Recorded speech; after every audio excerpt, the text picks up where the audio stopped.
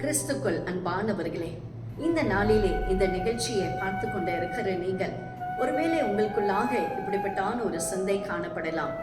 இந்த சூழ்நிலையிலே நான் வெட்கப்பட்டு போய்விடுவேனோ, தலை குனிந்து போகக்கூடிய ஒரு சூழ்நிலை எனக்கு நேரிடுமோ.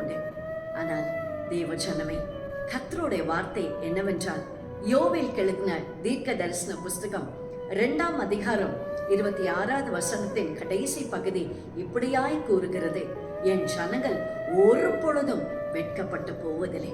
தேவ ஜனமே, நீங்கள் ஒரு பொழுதும் வெட்கப்பட்டு போவதில்லை.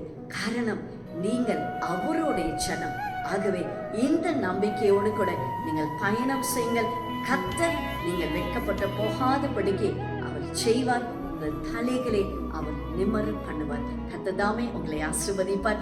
God bless you dear. Have a blessed day.